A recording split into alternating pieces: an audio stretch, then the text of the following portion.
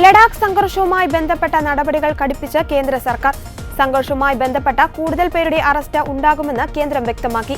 പ്രക്ഷോഭത്തിൽ പങ്കെടുത്ത സംഘടനകളെ സംബന്ധിച്ചും വിശദാംശങ്ങൾ പോലീസ് അടക്കമുള്ള അന്വേഷണ ഏജൻസികൾ ശേഖരിച്ചു.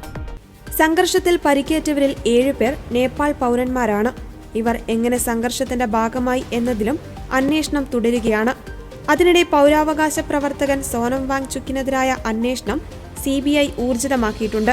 സോനം വാങ്ചുക്കിന്റെ NGOയുടെ FCRA ലൈസൻസ് കേന്ദ്രം റദ്ദാക്കിയിരുന്നു. സോനത്തിനെതിരെ കേസെടുത്തിട്ടുണ്ട്. അറസ്റ്റ് ചെയ്യുവാനുള്ള സാധ്യതയും നിലവിലുണ്ടെന്നാണ് വിവരം. ലഡാക്ക് സംഘർഷത്തിന് പിന്നാലെ തുടങ്ങിയ അന്വേഷണത്തിന്റെ ഭാഗമായി ഇന്നലെയാണ് സോനം വാങ്ചുക്കിന്റെ NGOയുടെ FCRA ലൈസൻസ് കേന്ദ്രം റദ്ദാക്കിയത്. കേന്ദ്ര ആഭ്യന്തര മന്ത്രാലയമാണ് സോനം വാങ്ചുക്കിന്റെ NGOയ്ക്കെതിരെ നടപടി സ്വീകരിച്ചത്.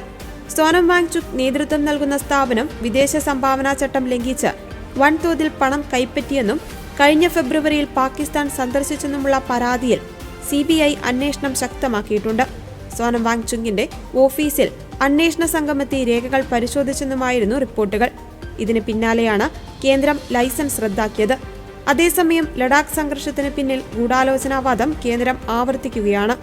ഒക്ടോബർ 6-ന് ചർച്ച നിശ്ചയിച്ചിരിക്കെ സംഘർഷം പൊട്ടിപ്പുറപ്പെട്ടതിന് പിന്നിൽ കോൺഗ്രസ് ആണെന്നാണ് BJPയും കേന്ദ്ര സർക്കാർ വൃത്തങ്ങളും ആരോപിക്കുന്നത്.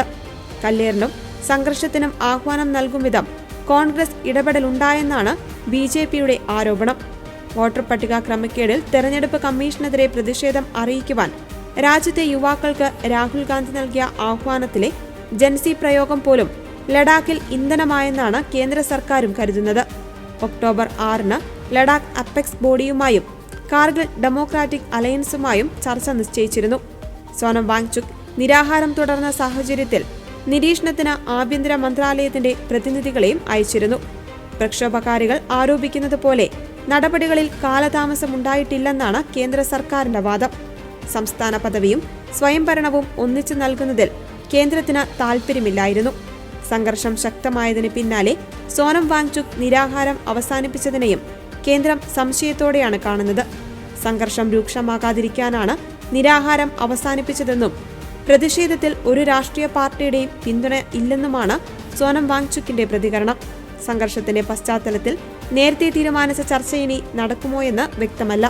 സംഘർഷ സാഹചര്യത്തിന് അയവ് വന്നതിനാൽ നേപ്പാളിലെയും ബംഗ്ലാദേശിലെയും പോലെ കലാപമാകുവാനുള്ള സാധ്യതയില്ലെന്നാണ് കേന്ദ്രത്തിന്റെ വിലയിരുത്തൽ.